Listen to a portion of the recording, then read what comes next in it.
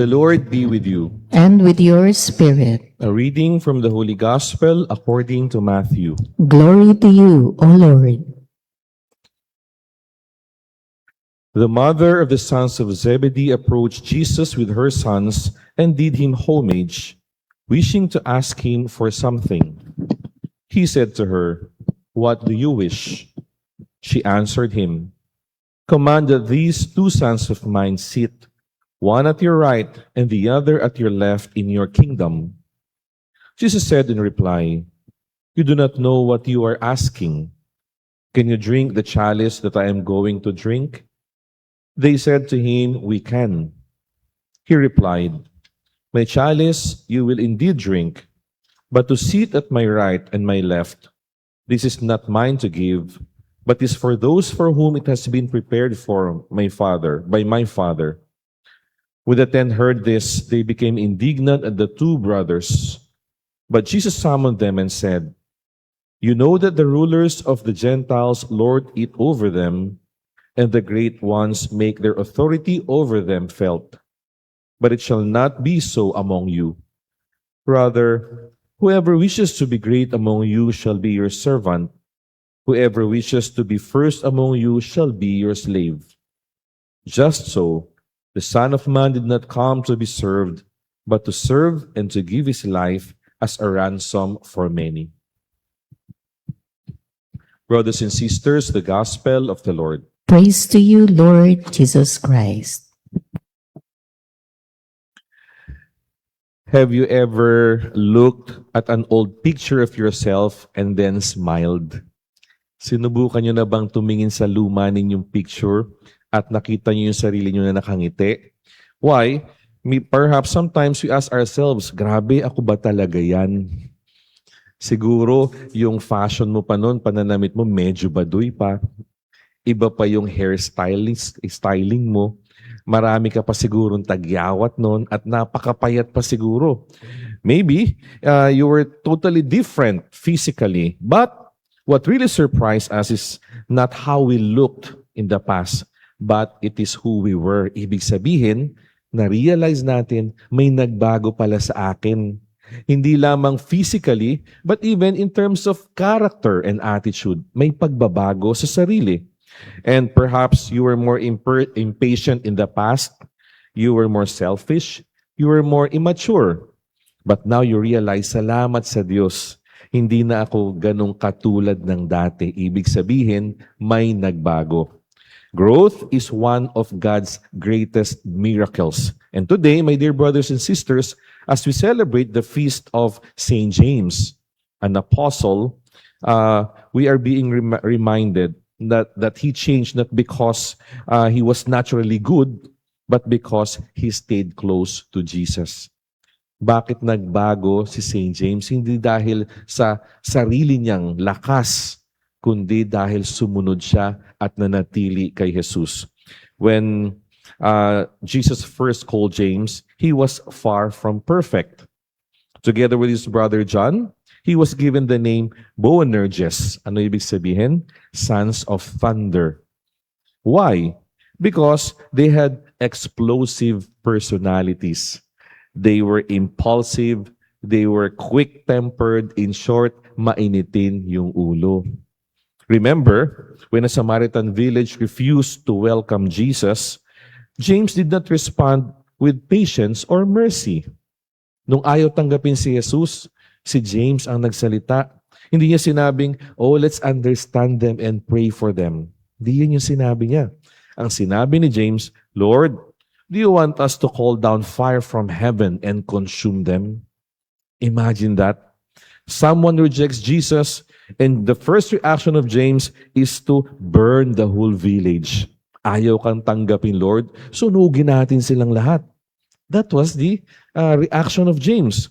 That was the kind of man he was, but that was not the kind of man he remained. Hindi siya nanatiling ganyan. May pagbabago sa buhay niya. Jesus did not become holy overnight. He changed slowly. Day after day, year after year, he walked with Jesus. He listened to him preach. He watched him forgive sinners. He saw him embrace lepers, welcome children, and even pray for those who nailed him on the cross. Nakita at narinig lahat ito ni James. And because of that, meron pong pagbabago sa kanya. He was slowly influenced by Jesus. Without even realizing it, he was being influenced by our Lord. And we become like the people we spend the most time with. Di ba ganyan? Subukan mo sumama sa isang taong mainitin ang ulo. Paggising mo isang umaga, marirealize mo, parang mainitin na rin yung ulo ko. Subukan mong sumama sa tao na mahilig kumain sa fast food. Later on, ang hinahanap mo rin pagkain, fast food. Subukan mong sumama sa tao na masayahin. And you will find yourself na parang masayahin na rin na ngayon. Because we are being influenced by people with whom we spend most of our time with. And same is true with our Lord. Spend more time with Jesus, and little by little, His heart begins to shape your heart. Babaguhin, huhubugin ni Jesus ang ating buhay. His patience would soften your anger. His mercy would heal your bitterness. His love would change the way you look at people. And that is exactly what happened to James. The man who once wanted to take lives eventually gave his own life for Christ. Siya yung unang gustong pumatay ng ibang tao, but eventually, he gave up his life for Christ. The Son of Thunder became a fearless witness of God's mercy. And that is the beauty of discipleship. Because he was a faithful disciple of the Lord, there was a change in him. May magandang pagbabago. Jesus did not wait for him to become perfect. At ganun din po sa atin. He does not wait for us to become perfect before calling us. Many people would say, Father, hindi pa ako pwedeng magsilbi kasi mainitin pa yung ulo ko ngayon. Father, hindi pa ako pwedeng magsilbi kasi marami pa akong kasalanan. Father, magulo pa yung buhay ko. James struggled the same. The same thing with pride, with anger, with ambition. Yan yung narinig natin ngayon. Yet Jesus did not see only who James was. He saw who James could become.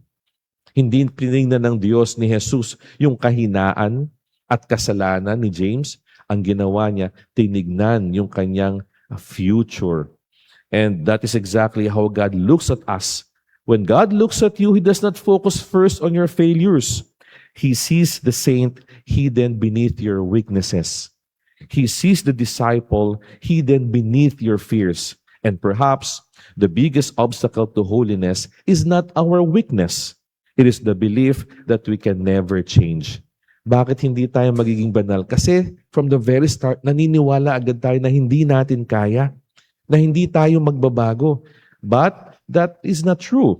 Hindi yan yung nangyari kay James. James reminds us that no one is beyond the transforming grace of our God. So today, instead of telling the Lord, Lord, I'm not ready, perhaps we can simply tell Him, Lord, I am willing. Stay close to me and change me. Let us tell the Lord, I'm willing, Lord, but I'm still feeling weak and sinful. But please stay close to me and then change me. Because, my dear brothers and sisters, holiness is not about pretending to be perfect. Holiness is allowing Christ to influence our hearts every single day. Doon po tayo magiging banal kung hahayaan natin na hubugin tayo ni Jesus paunti-unti, araw-araw. And so what is the invitation for us today? Two things. First, we ask ourselves, who are the people influencing me? Sino yung mga lagi niyong kasama? They are the people influencing you. Are they influencing you to be more patient? Are they influencing you to be more loving or faithful? Or are they pulling you away from Christ? So we have to reflect and ask, sino ba yung mga bagay, mga tao na laging nasa paligid ko na nakaka-impluwensya sa pagkatao ko? Sana po, yung sinasamahan nating mga tao, yung magpapalapit sa atin kay Kristo. Hindi yung sasabihin, Sunday ngayon, day off, mag-outing na lang tayo. Pero sana yung kaibigan mo, Sunday ngayon, magsimba muna tayo. Di ba? Sana mas yung mga taong sinasamahan natin ay yung magtuturo sa atin ng kabutihan at ilalapit tayo sa Diyos. So yun yung unang tanong sa sarili natin. Who are the people influencing our lives? But the second question would be this one. Whom am I influencing? Kung kanina tinatanong nyo, sino ba yung nakaka-impluwensya sa buhay ko? This time, tanungin nyo, sino ba yung mga ini-impluwensyahan ko? And what kind of influence am I giving them? Nilalapit din ba natin sila sa Diyos? Whether we like it or not, we are becoming, we influence the lives of other people. Yung pamilya nyo, yung anak nyo, yung kaibigan nyo, kahit hindi po tayo aware. Yung mga salita ninyo, kung palamura po kayo, huwag kayo magtaka kung palamura yung mga anak ninyo. Because you have been forming them to curse mula bata. Kung kayo po ay madamot na tao, huwag kayong magtaka kung ang mga kaibigan nyo madadamot din. Pag kumain kayo, walang magbubukas ng wallet. Kasi yun yung pinapakita natin. At huwag tayong magtaka kung hindi malapit sa Diyos yung mga taong kakilala natin kung tayo mismo hindi rin malapit sa Diyos. Like St. James, may we stay so close to Jesus. And as Christ changes us, may our words, our example, and our kindness inspire others to become better people, better Christians, and one day saints themselves. Yun po sana yung goal natin. Hindi lamang magbago para maging mabuting mamamayan ng bansa, kundi maging mabuting tao para maging Kristiyano. At ang goal po nating lahat, mamamatay tayong mga santo. May we all be good disciples of our Lord. May we always stay close to Him so that we would be influenced by Him. And at the same time, we also influence other people to become good disciples themselves. Amen.